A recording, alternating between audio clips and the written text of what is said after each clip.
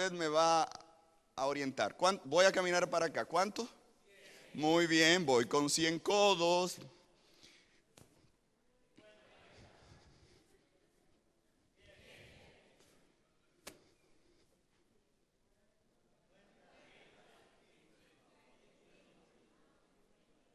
$50, ¿verdad? Si yo quiero llegar a un extremo de la entrada, ¿cuántos codos? 15. 15 codos, ¿verdad? Si me quiero devolver, ¿cuántos codos? Muy bien, y voy para allá.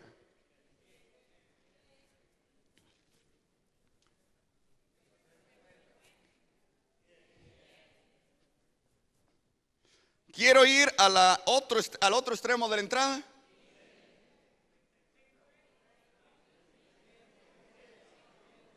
Miren, no me digan que yo me he puesto a caminar aquí para nada.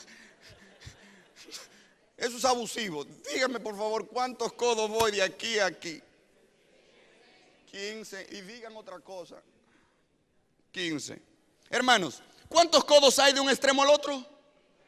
50. De un extremo hasta la entrada. Del otro extremo hasta la entrada. ¿De qué ancho era la puerta?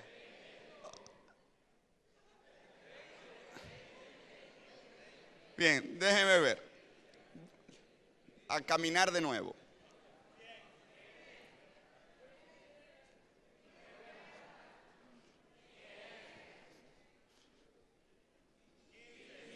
Voy a dar un salto hasta la otra punta. ¿De cuánto? Hermano, ya eso no es problema mío. Vaya a la escuela primaria. Ya ahí yo lamento al pastor Expósito. Eso yo no puedo estar enseñando aquí que 50 menos 15 menos 15. Ya es problema suyo. Bien. Lo que sabemos es, una cosa está clara, es que la puerta del tabernáculo, ¿qué era de cuánto? Ay, gracias. Ustedes son masoquistas, les gusta que le hablen mal. La puerta del tabernáculo de 20 estaba ¿hacia qué lado? Hacia el oriente, hacia el este. Muy bien, capítulo 40 de Éxodo.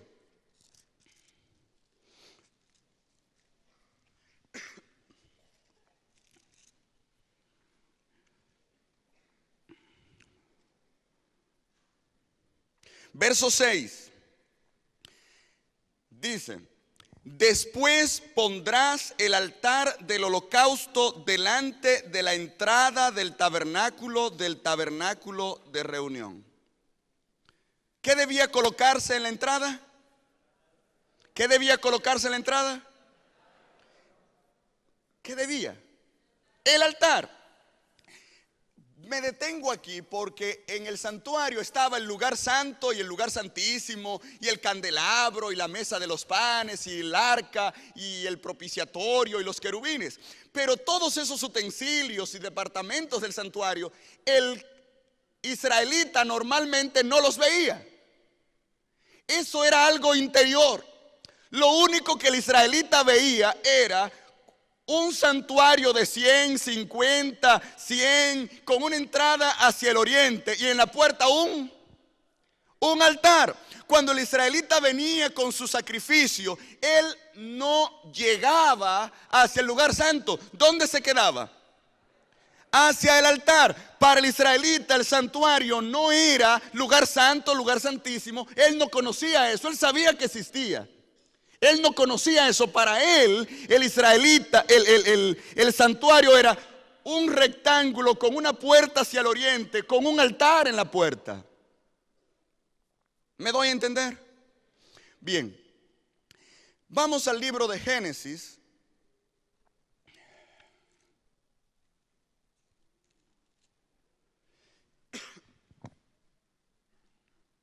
Verso 3. Capítulo 3, verso 24. Verso 24 dice: echó pues fuera al hombre. Está hablando del Edén. Echó pues fuera al hombre y puso al oriente del Edén. ¿Hacia qué dirección? Hacia el este, hacia el oriente del Edén,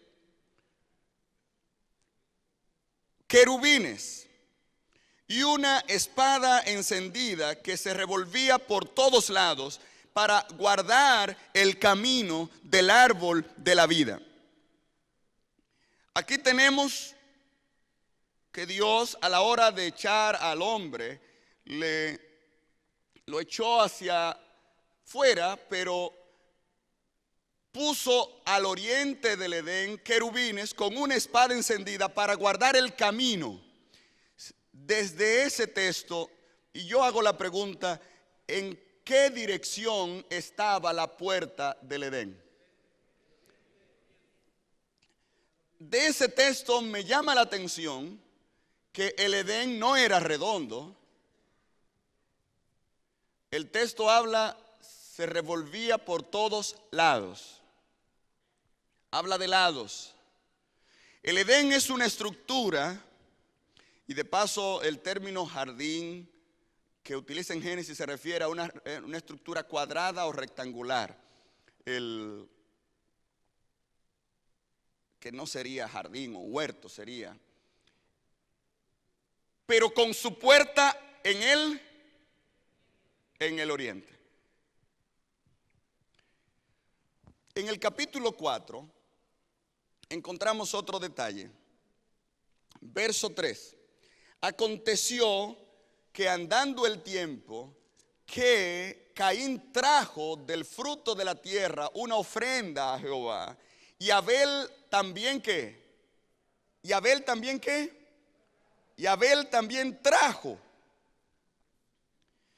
¿Cuál es la diferencia entre traer y llevar? ¿Cuál es la diferencia entre traer y llevar?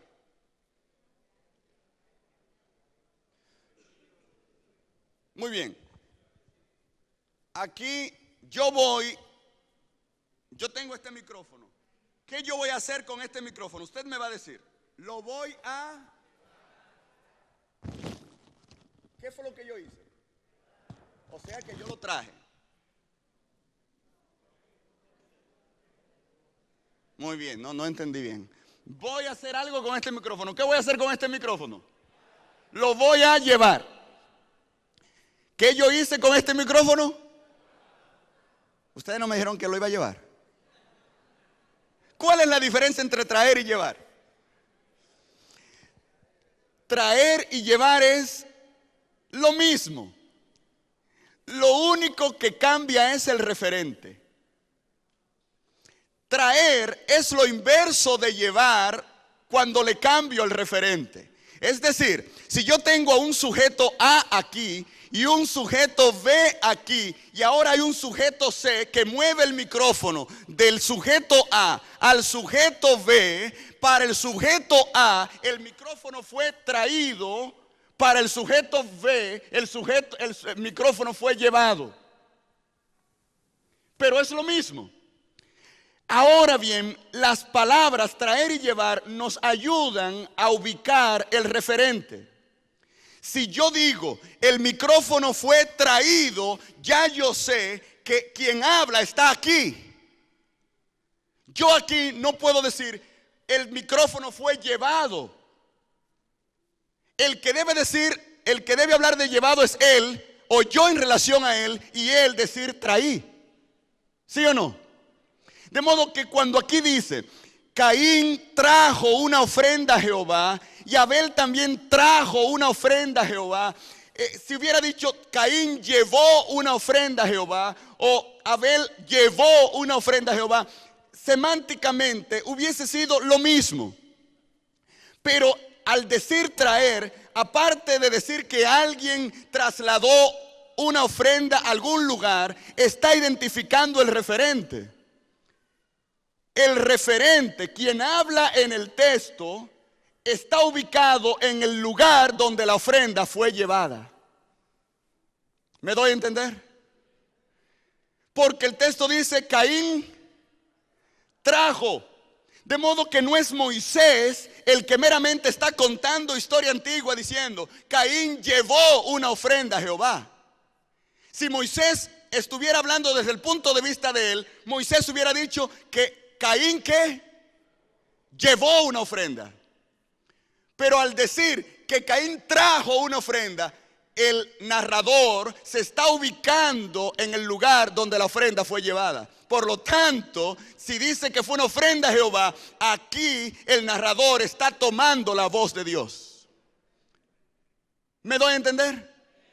Es como en Salmo 95, ustedes lo buscan tranquilo, donde David está hablando como David, pero a partir del verso 7, la voz de David ya no es de David y dice: si oyeres hoy su voz, no endurezcáis vuestro corazón. Su voz, es David que está hablando de él. Como en Meriba, en el día de Masá, en el desierto, donde me tentaron vuestros padres. Oye, pero era David que estaba hablando y ahora dice, me tentaron vuestros padres. No fue a David, fue a Dios. Como que hubo un cambio. De modo que Moisés está narrando la historia y de repente él cambia el referente. Ellos, en vez de decir, ellos llevaron una ofrenda a Jehová, dice, ellos trajeron una ofrenda a Jehová. Porque ahora Dios toma la voz del narrador y dice, ellos me trajeron la ofrenda a mí. ¿Me doy a entender?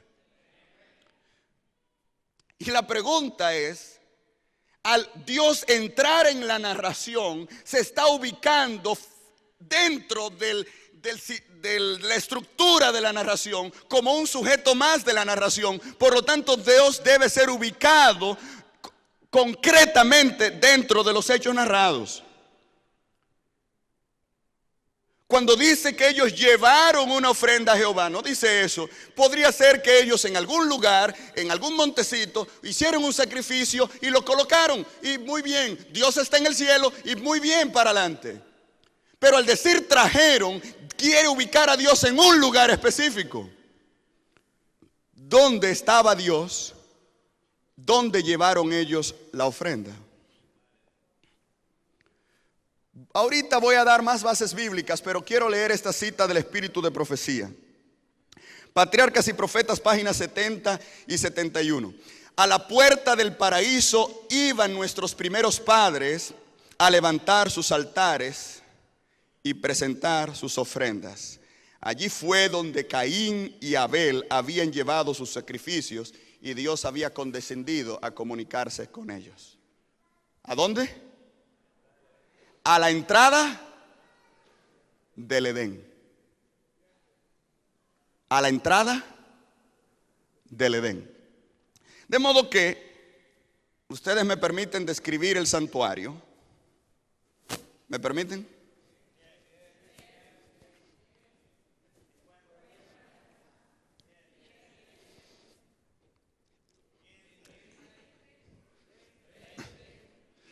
Tengo una entrada y aquí en la entrada tengo un altar. El Edén lo tenemos de la misma manera, es una estructura que tiene su entrada ¿hacia dónde? Pero en el oriente debemos colocar ahora aquí ¿qué? Una entrada, y ahora en la entrada ¿qué debemos colocar? Un altar. De modo que el Edén tenía la misma apariencia que para un israelita tenía el santuario. Cuando Dios mandó a Moisés a construir el santuario, no era más que una actualización del Edén. Dios quería que en el santuario ellos vieran el Edén perdido, que podía por Jesucristo ser restaurado. Pero hay un detalle más. Antes de, ¿dónde está el que saca los papelitos de los 15 minutos y eso? Dime cuánto me quedan. Faltan 20. El mundo es ancho y ajeno. ¿Por qué no te da vuelta por ahí? 20 minutos. 20 minutos. Bien. En la tierra nueva, lo que nosotros conocemos como el Edén restaurado, se nos habla en Apocalipsis 22, igual de un árbol de vida, ¿sí o no? En la tierra nueva no se me habla de un árbol de vida. De paso, a una de las iglesias se le promete, le daré a comer del árbol de la vida, el cual está en medio del paraíso de Dios. ¿Dónde está el árbol de la vida? Y Génesis dice en medio del huerto estaban los dos árboles. El árbol de la vida estaba en el medio del paraíso de Dios. Si tenemos un club de lo que es el Edén restaurado, vemos en Apocalipsis 22 una escena. Tenemos el árbol de la vida que corre de una y el otro lado del río, y el río sale del trono de Dios. Tenemos el trono de Dios, un río que sale, y el árbol de la vida que corre que está de un lado y al otro lado del río. Eso ubica el árbol de la vida junto al trono de Dios.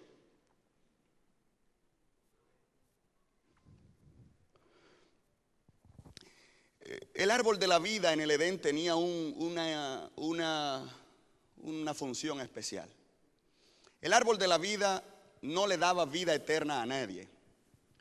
Cuando dice aquí que Dios puso querubines para guardar el camino del árbol de la vida, algunos creen que ellos nunca habían comido del árbol de la vida.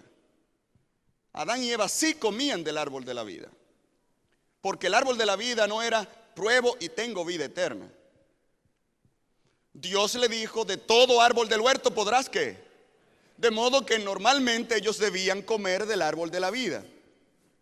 Patriarcas y Profetas, página 34, dice que para tener existencia sin fin, ellos debían seguir comiendo del árbol de la vida. ¿Notan la expresión? Eso indica que el árbol de la vida era, no comí y tengo vida eterna, sino si tú mantenías comiendo del árbol de la vida, tenías vida eterna.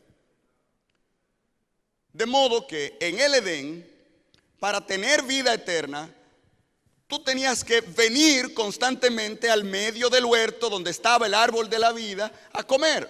Era una señal de dependencia de Dios. Tú no tienes vida independiente de Dios. Tú tienes que venir al Edén, tú tienes que venir al centro del huerto a tener un encuentro con Dios en el árbol de la vida, a comer de él para que sepas que sin Dios no tienes vida.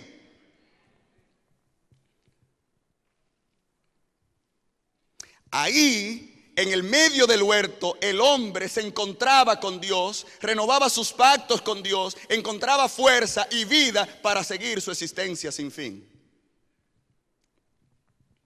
Como en la tierra nueva, en el árbol de la vida está el trono de Dios, lo mismo ocurría en el Edén. En el árbol de la vida, ahí en el árbol de la vida, era donde el hombre venía a renovar su vida, su fuerza y compromiso con Dios. Ahora bien, en Apocalipsis, en Génesis 3, 24 nos dice que Dios, cuando sacó al hombre, puso en la puerta del Edén, ¿puso qué? Querubines. En 1 Samuel 4 al 6 nos dice Dios que habita entre querubines. Lo mismo dice Salmo 80. Oh pastor de Israel, tú que pastoreas a tu pueblo, tú que habitas entre querubines, resplandece. El Dios de Israel, el epíteto de él es Dios que habita entre querubines, porque la función de los querubines es cubrir la gloria de Dios. Los ángeles normales son mensajeros, pero dentro de la categoría de ángeles están los querubines, que su función es cubrir la gloria de Dios. Por eso a Satanás se le llama querubín, cubridor. Por eso en el arca, Éxodo 25, 22, encontramos que Dios se encontraba con el pueblo en el arca, dice, en medio de los querubines. En medio de los querubines, en el arca, Dios se encontraba con el pueblo. De modo que cuando encontramos un querubín nunca anda solo. Un querubín no anda dando vueltas por ahí. Donde está un querubín, ¿quién está? Dios. Diciéndolo al revés, donde está Dios, ¿están qué? Los querubines. De modo que tenemos una interesante pista. El hecho de que Dios en la puerta del Edén haya colocado no ángeles cualquiera, sino querubines, nos dice algo de dónde estaba Dios. ¿Dónde estaba Dios? en la puerta del Edén. Les cuento una historia, me da cosa, pero es mi historia. Mi hermano mayor fue un poquito difícil y fue una persona que mi papá lo trató un poco duro. Mi papá también trataba de hacer lo mejor que podía con él, pero él se crió un poco rebelde. Y un día mi hermano mayor intentó golpear a mi mamá. Yo recuerdo eso, yo soy el más chiquito de la casa. Mi papá vino y le dijo: aquí no pueden haber dos hombres. Y lo botó de la casa. Le dijo: tú no vuelves más aquí. Oye, el día que tú pises esta casa, nos vamos a matar como dos hombres.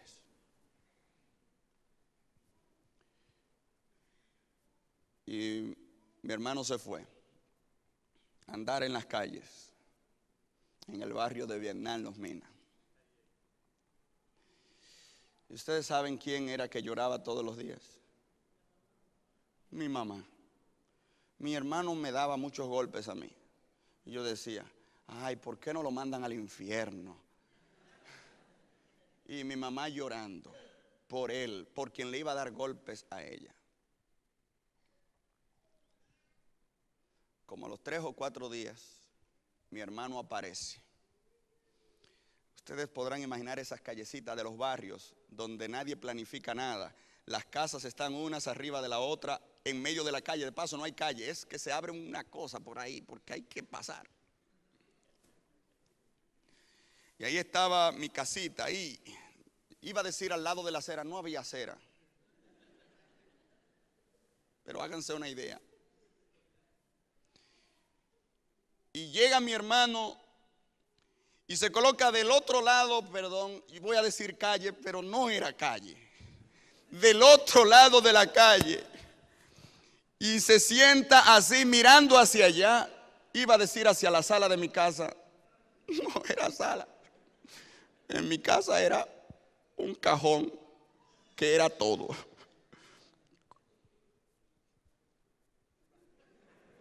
Usted lo contó así. Y se sentó para allá. Cocinábamos en la parte de atrás. Usted va a saber que eso. 3 piedras.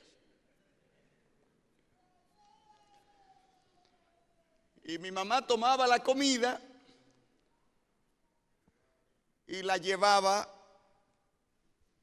que era lo mismo, aquí. Eso normalmente ocurría a la 1 de la tarde, o a las 3, o a las 5, o a las 8 de la noche, cuando mi papá encontrara que cocinar. De paso, yo he comido con todas las hierbas del campo, como Génesis yo le he comido, porque mi mamá cuando no había sazón comenzaba a coger, esta mata, si no mata engorda. Y echaba cosas y nosotros hacíamos locrio de nada. El hecho es que mi hermano se sienta ahí todo el día, esperar que ahí sirvan la comida. Está ahí con los ojos así. Y mi papá está mirando y se para y va al otro lado y dice: mira, tú te mueves de ahí y da un paso para allá. Recuérdate, nos matamos. Vino mami, sirvió la comida y mi hermano así. Mi papá comió y mi hermano así. Mi papá se iba en el taxi. Taxi, eso es una palabra muy refinada. Conchar, le decimos nosotros, que es un carro que por fe le llamamos carro, donde se montan como 100 gente. Mi papá se iba a conchar. Y cuando mi papá se iba, fue donde mi hermano y le dijo: mira, yo me voy, si yo sé que tú pasaste para allá. Y fue donde mi mamá y le dijo: mira, Loida, yo sé que tú le has dado comida abajo y aquí va. Y se fue. Y mamá: no, lógico que no. Pero papi no había doblado la esquina. esquina, podríamos decir. Cuando mi mamá sacó un plato de comida. Ahora, la verdad, mi mamá murió, mi hermano está en New York ahora. En un libro que escribí hace mucho tiempo, narré esa historia. Para mí es una de las historias que me conmueve. Mi mamá tomó el plato de comida, se quedó en la casa, le dijo, Bao, ven. Cuando Bao iba a entrar, le dijo, no, quédate afuera. Y le dio la comida. Cómetela ahí. Y mientras Bao comía, ella lo abrazaba.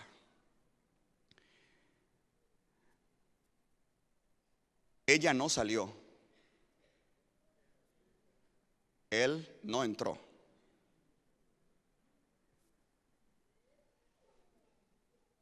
Pero en la puerta de mi casa,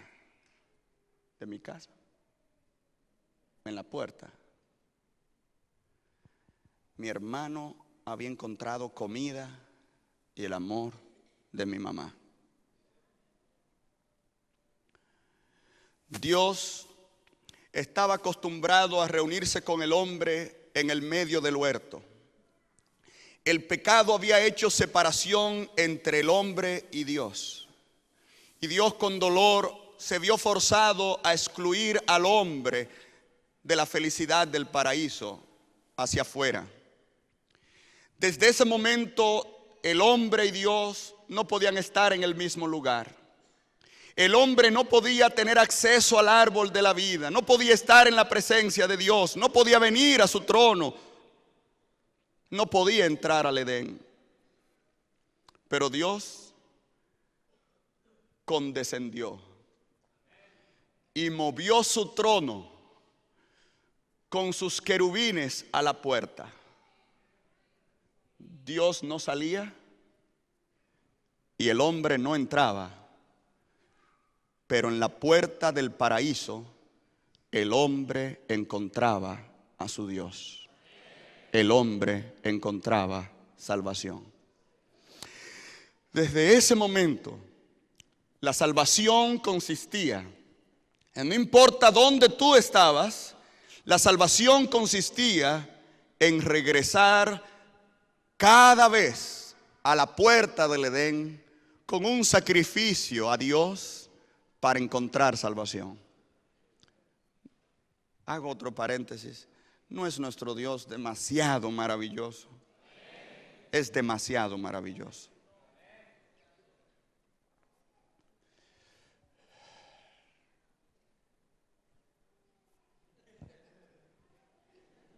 Deja la inspiración, uno no se inspira.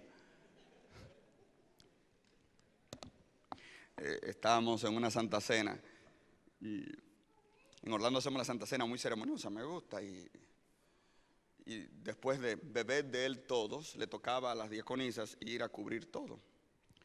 Y beber de él todos, y la diaconisa se quedó así. Y yo, párate.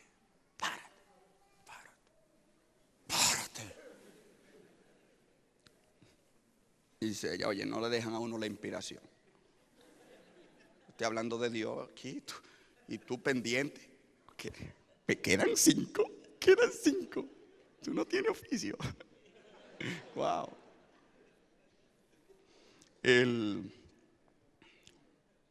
Hasta aquí lo que hemos dicho es que el Edén, que el santuario tenían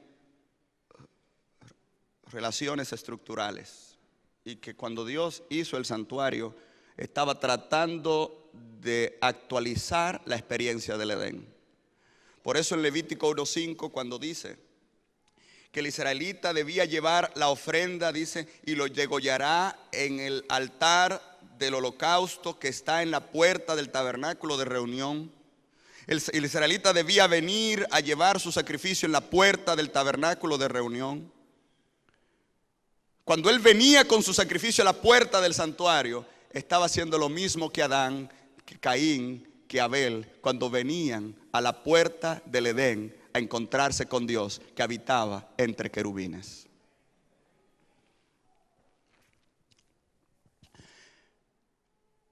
Quiero leer en Patriarcas y Profetas,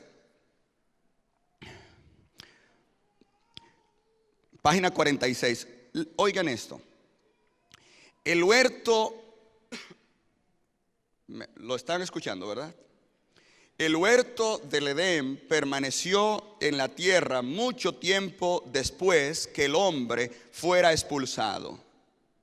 ¿Permaneció en la tierra? Durante mucho tiempo después, se le permitió a la raza caída contemplar a lo lejos el hogar de su inocencia, cuya entrada estaba vigilada por ángeles. En la puerta del paraíso, custodiada por querubines, se revelaba la gloria divina. Allí iban los primeros adoradores a renovar sus votos de obediencia. El Edén permaneció en la tierra por mucho tiempo. Tenemos una prueba bíblica. Cuando mucho tiempo después Caín y Abel eran hombres, ya había pasado mucho tiempo de que había la humanidad pecado y llevaron el sacrificio. Dice que Caín huyó. Génesis 4:16 dice: y Caín huyó de la presencia de Jehová al oriente del Edén, a la tierra de Nod. Se usa todavía el Edén como un lugar geográfico de donde se sirve de referencia. En Patriarcas y Profetas nos dice que el Edén fue levantado de la tierra cuando la corrupción llegó a su colmo en tiempos del diluvio. Fue levantado de la tierra. Pero antes de eso, el Edén estaba en la tierra. De modo que Adán, Set, Enos, Cainán, Mahalalel, Mehulael, todas esas personas pudieron venir al Edén, contemplar el Edén y ver lo que se había perdido, pero que viniendo al Edén podían restaurar a través del sacrificio y el Mesías prometido. Pero ahora quiero que miremos un detalle acerca de Génesis 4 y Génesis 5. Caín y Abel fueron los dos descendientes de Adán. Caín trajo una ofrenda al Edén y Dios la rechazó. Abel también trajo la ofrenda al Edén y Dios la aceptó. Caín dijo: no regreso más al Edén. Y Génesis 4:16 dice que Caín huyó a la tierra de Nod, al oriente del Edén. Si Caín huyó al oriente del Edén, estamos hablando hacia allá, ¿verdad? Y la puerta del Edén estaba en el oriente. Eso indica que la dirección de Caín fue en dirección opuesta al Edén. Caín huyó hacia el oriente, es decir, alejándose de la puerta del Edén. Caín decidió no regresar más a la puerta del Edén. Él se fue al oriente. Si usted lee en el libro de Génesis, todas las direcciones hacia el oriente son erradas. Génesis 11:1 dice: y aconteció que cuando los hombres salieron de oriente, encontraron una llanura en la tierra de Sinar, y ahí la torre de Babel. Lot eligió la tierra del oriente. El oriente en Génesis equivale a la tierra que se aleja de Dios, porque como la puerta está hacia el oriente, si usted va en esa misma dirección, si usted está fuera del Edén, para usted encontrarse con Dios, tiene que ir hacia el occidente, ¿sí o no? Pero si usted, que está fuera del Edén, va hacia el oriente, se aleja más de Dios. Caín decidió alejarse de Dios, no volvió más a la puerta del Edén. Pero Abel murió y luego Set lo sustituyó, y Set constituyó la línea santa, la línea que regresaba al Edén a sacrificar. Ya no, ustedes pueden encontrar eso en Génesis 4:16 hasta el 22. Si ustedes notan, Génesis 4:16 hasta el 22, Caín tuvo un hijo llamado Enos. Otro hijo, otro hijo, otro hijo. El séptimo de la descendencia de Adán por la línea de Caín se llamó Lamec. ¿Cómo se llamaba? Aquí está Adán, allá está el Edén. Un hijo que no regresa al Edén de este lado, y un hijo que sí regresa al Edén, Set sustituyendo a Abel. el número 7 de este lado de Adán, si usted cuenta en Génesis 4, Adán, Caín, Enós, hasta el séptimo se llama Lamec. En ese momento la genealogía se detiene para enfatizar el pecado de Lamec. Dice que Lamec era perverso, criminal, adúltero, polígamo. Recuerden el canto de Lamec: oíd, mujeres de Lamec, escuchad mi dicho. Si Caín fue vengado 7 veces, 70 veces 7 lo será Camet. Porque un mancebo mataré por mi golpe y un hombre por mi llaga. ¿Recuerdan eso? Un hombre perverso. Ahora, si ustedes cuentan la línea, de Adán por Set, el séptimo, que Judas le llama el séptimo desde Adán, ¿quién era? Enoc. ¿Recuerdan? Y ahí la genealogía en Génesis 5 se detiene. Verso 21 en adelante. Se detiene la genealogía para decir que Enoc caminó con Dios y desapareció porque Dios ¿qué? Le llevó. De modo que no hay una casualidad. El séptimo desde Adán por la línea de Caín fue Lamec, perverso, y el séptimo de Adán por la línea de Set fue Enoc, que caminó con Dios y Dios le llevó. Dios quiere mostrar que los que nunca regresaron al Edén se convirtieron en pecadores impenitentes, y los que volvieron al Edén por la línea de Set se convirtieron en santos. La santidad, la salvación depende en regresar al Edén, regresar al santuario. Gracias. La Biblia dice: y caminó Enoc con Dios y desapareció porque Dios le llevó.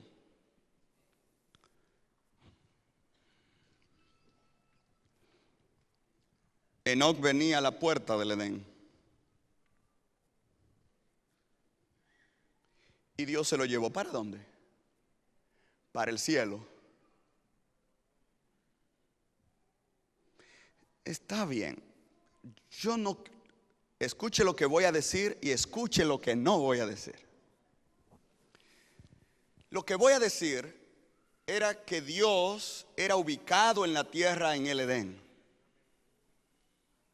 La promesa no era un cielo nuevo y una tierra nueva, sino volver a entrar al Edén. El Edén estuvo en la tierra cuando Enoc fue llevado y desapareció. El texto no dice y fue llevado al cielo. Dice que desapareció. ¿Ya usted captó lo que yo no he dicho? Voy a decirlo de nuevo. El encuentro de Dios con el hombre ocurría en el Edén. Dios era ubicado en el Edén. Fue el Edén donde ellos se encontraban con Dios y perdieron eso. La promesa era volver a entrar al Edén. En ese momento, cuando Enoc desapareció, el Edén estaba todavía en la tierra. Era ahí donde ellos se encontraban con Dios. Enoc venía a traer sus sacrificios a la puerta del Edén, como dice Patriarcas y Profetas 46 y 47. ¿Ya captó lo que yo no he dicho? Fuera de broma, yo creo lo que usted entendió que yo no he dicho. Pero me gusta detenerme donde la palabra de Dios no me da derecho a avanzar. ¿Me doy a entender? Por eso lo que voy a decir lo tiro como una hipótesis que creo justificada por la palabra. Es posible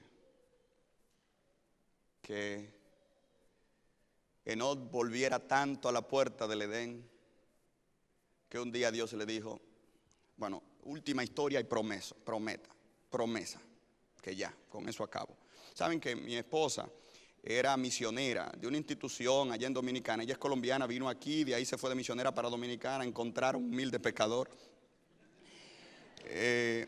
Entonces yo me enamoré de ella. Yo iba a un monte donde tenían un monte, pero un monte. Tenían un sanatorio allá. Mi hermano fue interno y allá yo fui a curarme.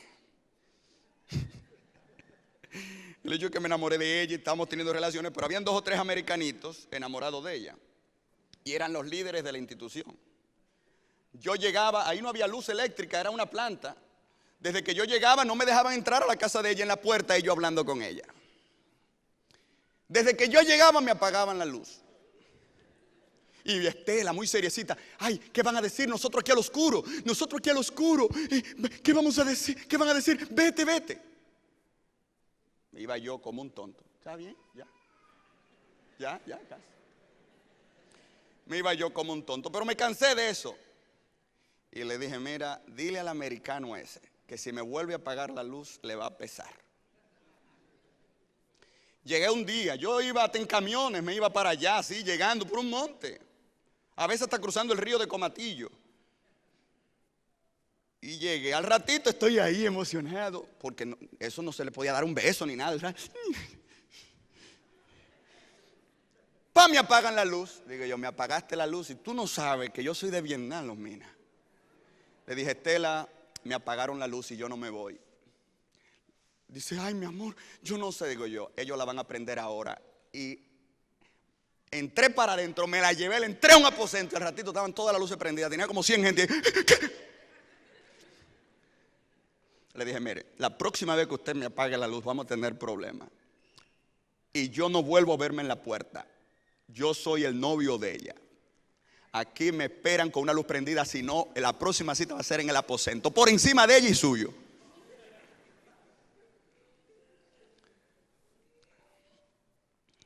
Un día, Dios y Enoc tenían un encuentro en la puerta. Y Dios le dijo: Enoc, está un poco tarde.